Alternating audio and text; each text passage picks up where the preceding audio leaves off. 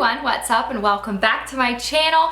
I am so excited for today's video because we are doing a wedding Q&A and I know that you guys really wanted a video like this for quite some time because there have been some things that you guys have asked me to talk about that I wanted to talk about, but I couldn't make just like one video on it. So today I'm answering all of your questions. You guys, I asked you on Instagram and you way outdid yourselves. Like some things I wanted to talk about, some things you guys asked me to talk about, things I'd never even thought about talking with you guys about. I mean, it's just, I'm excited. So, can't wait to do this video. If you are new here, please make sure to go below and subscribe because I put up 2 new videos every single week and I would absolutely love it if you would be a part of my YouTube family. We're growing every single day and it's like we're real family on this channel, real friends. If you want to see the questions and answers about my wedding, then please keep watching. All right, you guys so outdid yourselves. So actually let's start. I am in the process of hiring a wedding coordinator. Do you have any suggestions of questions I should ask before signing the contract? If you watched my video last week, you know the hell that I went through with mine. Basically, the only thing that I can say is just meet with her, or him, I guess, a few times before you sign the contract. So we met with Monica one time before we signed a contract, and during that meeting, she seemed fine. Like, she seemed pretty normal. I kind of told her my thoughts. She told me things that she had seen at that venue before. So she gave some really good insight. The second meeting was when I was kind of like, you seem a little off. The third meeting was when I was like, oh, she's gonna piss me off. But we were already like 2 weeks away from the wedding at that point. And then finally the next time I saw her was like rehearsal. So meet with your coordinator a few times. I think you can really get a good feel of the type of person that you're gonna deal with if you do that. And although I thought I had a pretty good handle and like hold on what kind of person she was gonna be in that first meeting, boy, was I wrong. As a bride who is about 40 days out, what advice would you give about day of anxiety and nerves? Don't get me wrong, I'm so excited, but the panic is starting to set in and I'm trying my best to calm, but all the details and the reality of it is starting to overwhelm me. This is actually a really good one. One I really started to be like, okay, put yourself in the mindset. And it actually kind of had the opposite effect on me. I prepared myself mentally so much for the wedding. Like when it got there, I was like, and everyone kept going, are you gonna cry? And I was like, surprisingly, no. Like I prepared myself, I pictured what I thought it would be like to walk down the aisle, and I pictured what it would be like to have the first look with my dad. And because I did do those things, I wasn't nervous at all. I was just like really excited and I didn't cry, and if I did, it was very quick. And so that was one way that I really helped myself calm my nerves. How did you save money for your wedding? Well, so I actually did a like how to shop for affordable wedding decor video. I'll link that right here for you guys. My parents paid for the wedding. And so something that we actually found was if you rent tablecloths from your caterer, it's like $40 for a like glitter one and like $15 for the regular tablecloths. That's like per tablecloth. And we just bought them all, and I think they were probably like $5 a piece. So we bought them from online. Little things like that were kind of how we saved money overall. We just made sure that like we shopped on sale for decor. We shopped in like Dollar Tree, and I talk about that in that video, and trust me, you are gonna love yourself some Dollar Tree if you like glassware for weddings.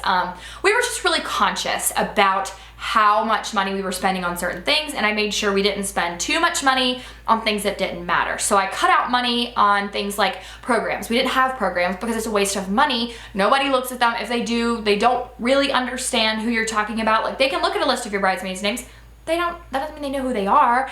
And so we cut out money on things like that that didn't seem necessary. That was just kind of the only way that I can describe it. Other than that, we really didn't want to like cut money on our vendors. We wanted good vendors, and for the most part, we got that. Wondering if there was any drama when it came to picking your bridesmaid maid of honor. If so, how did you deal with it? I hate offending people, but I just know I can't include everyone in my bridal party. I actually don't think I've told you guys this. So I have like a small group of friends, and that's it.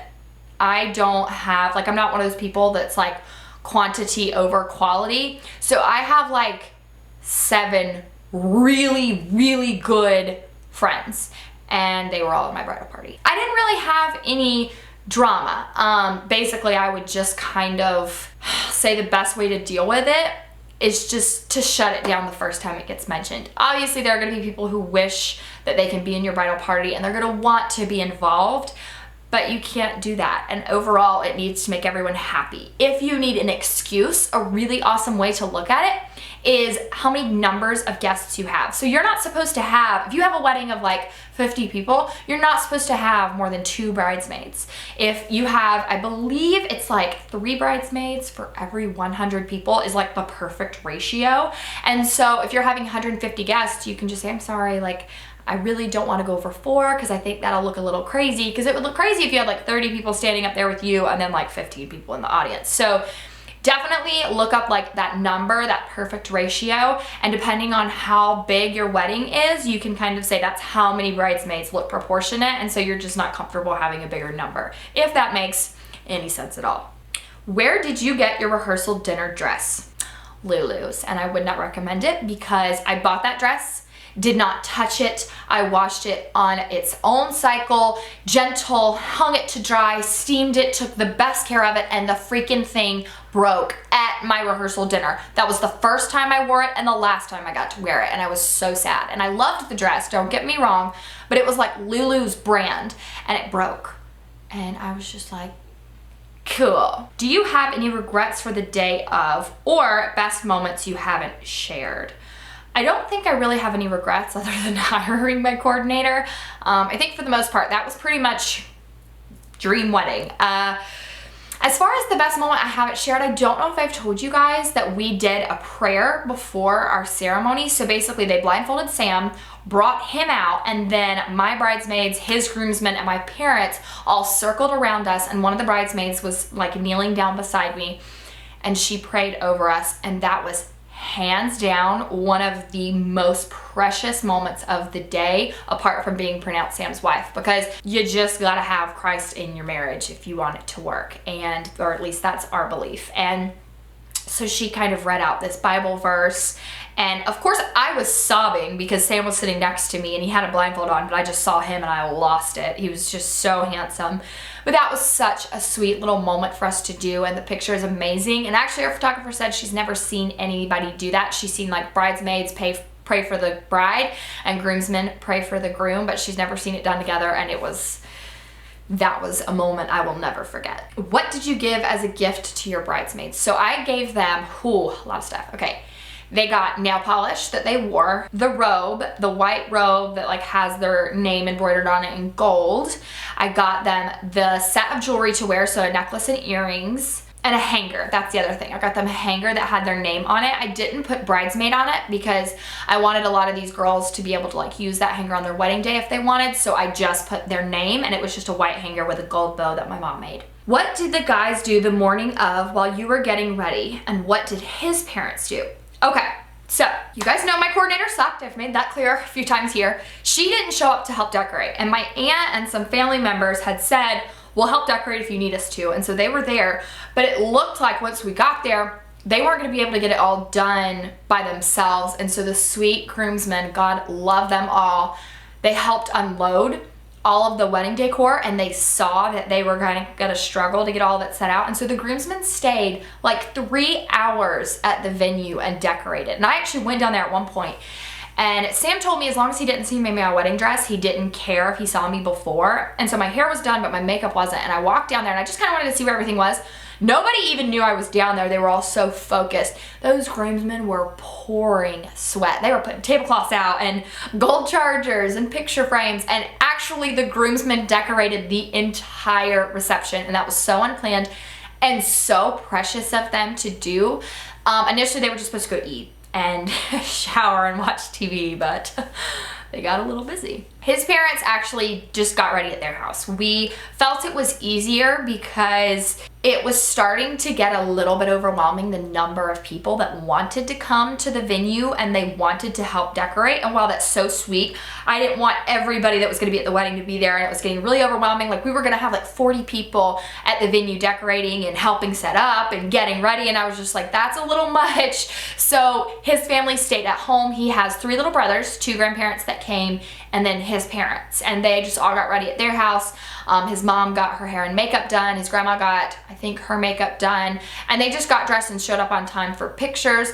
That you don't have to do, but for the most part, that was just kind of how we made it the easiest, because we had a lot of people there already, and his brothers are young, and so we were kind of worried about them getting a little bit bored and antsy, and so we just had them stay at home. And that is actually something a lot of my friends have had their mother-in-laws and father-in-laws do. My question is, did your then fiance want much say in the planning? What was he excited for / want a say in? My fiance is very hands off, which is absolutely fine, but he had very strong opinions about certain things. So that was actually a conversation. We just kind of sat down before and we said, what's important to you? And I asked, like, what things matter to you? And very simple things, like I think he definitely was like, we're gonna say our own vows. I did ask his opinion on my dress, like, do you have any say-so? Ultimately, I was gonna pick what made me happy, but I was like, do you have any opinion? He was like, I would really like to see your back tattoo. Obviously, he got his way on that. And then there was like 1 or 2 other things, like he kind of wanted to help pick the DJ, and he definitely wanted to help pick the cake. So other than that, he really wasn't involved, but the way that we kind of got around that was we just sat down and I said, what things matter to you? Do you want to be involved in the entire thing? Do you want to only be involved in a few things? Just let me know, and I'll make sure that you're there for the things that you want to be and not for the things that you don't want to be. Of course, I still dragged him to some things that he didn't want to, but that kind of laid the ground rules for like how the wedding planning was going to go. And he definitely was hands off for most of it until the last 30 days. And then I was like, get your butt in the car. We're gonna go do this. We're gonna get it done. And he was like, okay, I'll do it anyway. What do you guys think should have been the biggest part of the budget? Venue, dress, photographer, videographer, photography and videography. Of course you want, for it to all be perfect, but at the end of the day, those are the 2 things that you have left are photos and videos. Do not skimp out on those or you will regret it for the rest of your life. The days, the memories fade, those pictures don't go anywhere, and neither does that video. Hands down, do not waste money on a video or photos. And how did you do your budget for how young you both are? My boyfriend and I are wanting to get married as soon as we graduate, and I would love any tips you have to give. So, like I said, my parents paid for the wedding, but there were some things that Sam and I wanted to pay for, or things that we felt necessary to pay for. The biggest way we just did that is I already have a job, and I know that's kind of difficult, but we budgeted. So we knew, okay, this is how much our honeymoon's gonna cost, and we have to save this much money a month, every single month, in order to pay for our honeymoon. And then when it came to like our wedding bands, we knew that that was coming, and so we were like, okay, our wedding bands are probably gonna be a little bit expensive. Let's set some money aside, let's talk about it. And so we like found our rings online, budgeted it up, and then saved the money. And that was kind of how we budgeted for being as young as we are. He was in school when we were doing the bulk of our planning, and he graduated 6 days before, and I was working. So it was all of my income that was used to pay for the things that we wanted to pay for. And we did make it work, but we definitely had to budget and had to kind of like say, sorry, we can't come out to eat with you guys tonight, or we're not gonna go on a date this weekend because we want things like our honeymoon, or to pay for our wedding bands, or for a deposit on something. What was one thing you wish you would have done, and one thing you wish you didn't do? One thing I wish I would have done, I probably just wish I would have had the ceremony a little bit earlier so that the reception could have lasted a little bit longer, because the day went by extremely fast, and had our wedding been an hour earlier, there would have been way more time to party. And the one thing I wish I didn't do, I think I wish I would have not panicked as much about the rain. I know that doesn't have to do with the actual wedding. Literally, there's nothing you can do about the rain. And if you guys watched my last video, you know that we actually went to a wedding where it rained twice during the ceremony, and it was the most beautiful ceremony. And we were just like, it's raining, but it's so beautiful and it's so cool, and who cares? I mean, you can't control the rain. So I wish I kind of wouldn't have freaked out as much as I did about that. I kept a pretty good face for the most part, but I wish at the end of the day I would have just said, whatever, can't control it, and I would have just moved on and been happy regardless, because obviously the stress was worthless because it didn't rain. Did you stay within your budget? So, I don't want this to sound like pretentious and like we didn't have a budget, but I actually tried to talk to my parents about a budget, and they basically said, we want you to have the wedding of your dreams, and we know that the way to do that is to have good vendors. And so they basically kind of said they just didn't want to go over a certain number, when it came to each vendor. And so we didn't have like a set, this is how much money we're gonna spend on our wedding. It was more, this is how much we're gonna spend per vendor. And then we did spend a little bit more for the videographer and photographer and a little less on the flowers. And so things like that, we just kind of made sure we had a budget per vendor. And I think for the most part, yeah, we stayed pretty in budget. What was your favorite, least favorite thing about planning the wedding and anything you would do differently? Obviously the least favorite, if you're planning a wedding, you know, is the opinions that everybody wants to give. My favorite thing about planning a wedding was probably the few days like leading up to it, when it started to really sink in that we were getting married. And so Sam kind of didn't realize, I mean, obviously he knew we were getting married, but he didn't feel the weight of what was happening until about 2 weeks before. And so we were planning a wedding and he looked at me and he was like, oh my gosh, we're actually gonna be husband and wife and all of this crap is gonna be worth it. It's all gonna be over and we're gonna be married. And that was really cool to like go through the process of being so far out and then so close and realizing like how close we were to being husband and wife. That was a precious moment. How to address people when they mention they better be invited, or they ask if they are and they are not. I had so much of this. So basically the way I would do it most of the time is I would laugh it off. Like I would be like, ha ha ha, you're so funny. You better be invited. But if someone would really press the issue, I would just be like, you know, we don't know, we haven't made the guest list, or it's really gonna be family. My best excuse that actually isn't an excuse, it was the case, if you got over so many people at my venue, you had to rent like porta potties and extra tents and all this other crap. And I was like, let me be very clear when I say we're not renting porta potties for my wedding. And so I had a number and I was like, listen, we are not going over this number because I'm not renting porta potties. And so I would just flat out tell people like, I'm not renting additional this or that because of guests. And so sorry about it. And for the most part, people kind of got like if they were or were not invited to the wedding. And if someone confronted me or my family member afterwards, which happened actually a few people, we kind of just dealt with it head on. Like someone said, why weren't we invited? And my mom was just like, because you're not nice. And that's hard. I mean, I get it, but we just tried to be as respectful as possible to the people when they were asking. And then I think when the wedding invitations went out and people didn't get them, they kind of got what we meant by that. We answered those. Did you forget to do something you wanted? I didn't forget to do something I wanted, but I really wish that I would have just taken a moment and stopped and stood and just watched everything, because I was so like ping, ping, ping, like all over the place. I was moving around constantly. I was taking photos. I was doing this. I was dancing. I was drinking. I was saying hi. I was cutting my cake. I kind of wish I would have just taken a second, stopped, looked around and been like, wow, this is amazing, because now I see pictures. I'm like, oh, I didn't even know that happened. That's so awesome. And I probably would have seen it had I just taken like a few minutes. I know this is complicated, but can you briefly explain your timeline for the day, especially surrounding photography? So I actually sent this girl the schedule that I got. The timeline for the day was one of the only things that I think the coordinator did that actually worked. If you're making your own timeline, I believe I did talk about that in a video. I talked about that, so I'll link that video here. But the way that I like kind of figured out the timeline for the day was you like talk about a contracted time that you have with each vendor. And so basically you look at the time your wedding actually starts, and then you just subtract and go backwards and see like what time your vendors should arrive and how all of that is done. If you have a good photographer like I did, she slayed every single aspect of the photography game, pictures, timeline, everything.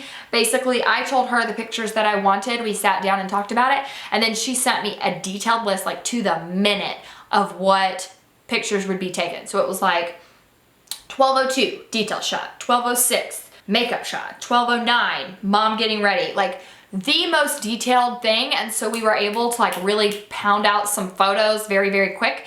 And I mean, my photographer killed the game. Amber McDowell Photography, she's South Carolina based, but I think she does travel for weddings. I will put her information below if you want to contact her. She killed it, and she was the one who made the photography schedule timeline thing. Overall, do you recommend the Mindy Wise Wedding Planning Book and the Knot Book of Wedding Lists to help you plan your wedding?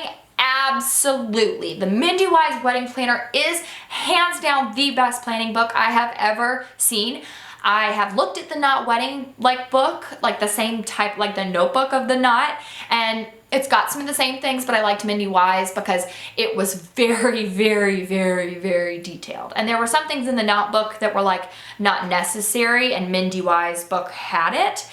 I don't really know how to describe it other than I just wrote a blog post about it. It will be linked below, but basically, absolutely, the Mindy Wise wedding planner is hands down the best, and the Knot book of wedding lists is very helpful when you're meeting with vendors. So I would recommend like borrowing a copy. You can buy it because it's cheap, but I really only used it when I was booking vendors, and then I didn't need it again because it had the most detailed, like what questions to ask your vendors that I never even thought of.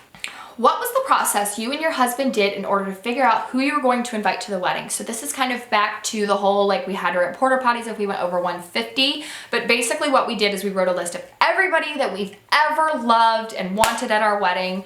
I think that list was like 160. It was pretty small, and so they all were on the list, and then basically we looked at it and said, okay, who would we miss, and like who would just be like, we would think, oh, they should have been there to have those memories with us if they were at our wedding, and if they were a no or something like that, they got crossed off. Also, I had some friends that I wanted to invite, but I haven't seen them in like 3 years. Meaning they haven't met Sam, or they don't know Sam, or they haven't seen me and Sam together. And so we really wanted people who believed in our relationship, had watched us go from boyfriend and girlfriend to fiance to then husband and wife. You don't have to invite every Tom, Dick, and Harry you've ever met. If you have a bigger family, obviously it's going to be a little different. But for us, it was really about who will we absolutely miss if they are not there on wedding day. And if they wouldn't be missed, as horrible as that is, they didn't make the cut. I mean, you guys, weddings is expensive.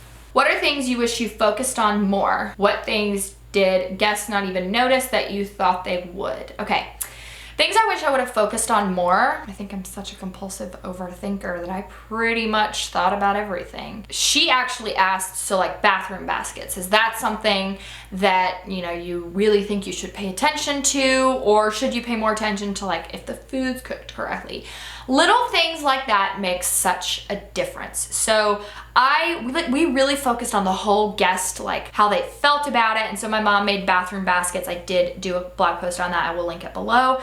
We focused on little things that would make a big difference. So for instance, the bathroom baskets, we're to go back to that. We focused on that, and some people were like, I don't want to deal with it. I was one of those brides that was like, I don't want to deal with it. My mom was like, no, you really need to. And she like had these decked out baskets, and actually like all the guests came with their hair down, like all the girls, and by the end of the night they were like, screw it, and they had pulled their hair up with hair ties. You're not gonna wear a hair tie on your wrist to a formal wedding, and so they went and got one from the bathroom basket. Some people had baby wipes to like, you know, wipe off their smeared makeup. Some people had Advil if they had a headache. Things like that really made a difference at the wedding. So I think that was a good thing to focus on, were like the little details that would make a big difference. Things that guests didn't even notice that I thought they would. I think for the most part, everyone sees big picture. And so again, it's all in the details that make like the big picture amazing, and that's the designer in me. So if a guest really didn't notice something, I think for the most part, everything that we spent money on, they noticed. They loved it. I loved it. It was great. It was a great day. I mean, and I'm not here to tell you like our wedding was the end all be all of weddings, but we overthought everything and it went off pretty awesome. What would you change about your wedding, if anything? I think I answered that already. And what decor items do you feel were the most impactful and you would spend the most on in your space? Reception, 1,000,000%. The only thing we had for our actual ceremony was like flower balls, the big flower piece that the florist actually made, and bows to just show like where a family should sit. People spent 30 minutes there and 4 hours at the reception. So we put all of our money, time, thought process, and thinking into the reception, and it paid off. Do you need a wedding coordinator? Yes, although mine was a bust. You need a wedding coordinator to go, hello DJ, we're about to start, please cue the music, so that, you know, sometimes weddings start late, he needs to know when to start. Okay guys, we're about to cut the cake, DJ, announce that, or caterer, get ready to serve dinner. Things like that. I think you do need a day of coordinator. As far as the planning coordinator goes, I don't think so. I think we did fine on our own. Why did you do white bridesmaid dresses? This is the #1 question that I have got. And I'm here to tell you that it is not some big thing. A lot of people are like, did you do it because Kim Kardashian did it? No, honey, I did it because Kate Middleton did it.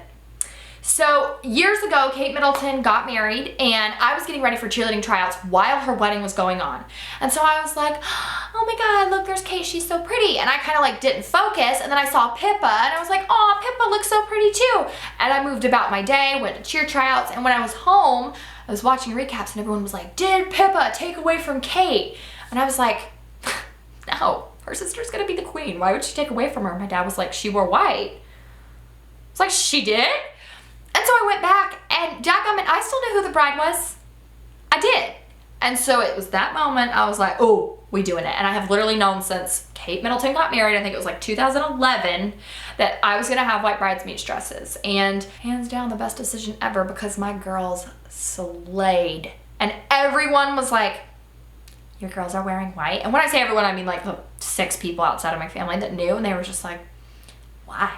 Because I still stood out and I thought the pictures looked fabulous, and they absolutely did. So overall, the answer, because Kate Middleton did it.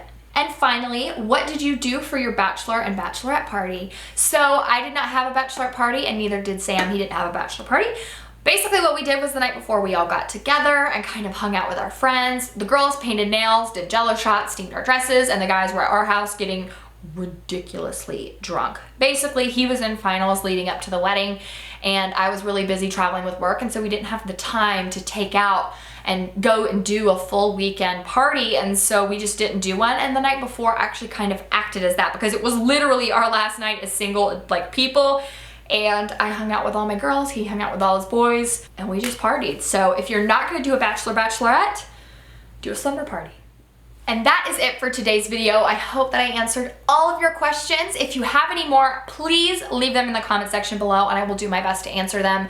I think we are nearing the end of the wedding series, guys. I know that's heartbreaking to hear, but we're gonna move on. I'm married now, and although I could talk about it forever, it's time to close the door on this chapter of this YouTube series and that part of my life. I'm a wife now, and I'm excited to do that, no longer be a fiance, and definitely excited to no longer be planning a wedding. Don't forget to go below and subscribe if you are new here. Thank you so much for watching. I love you guys, and I really do hope that I see you in my next video.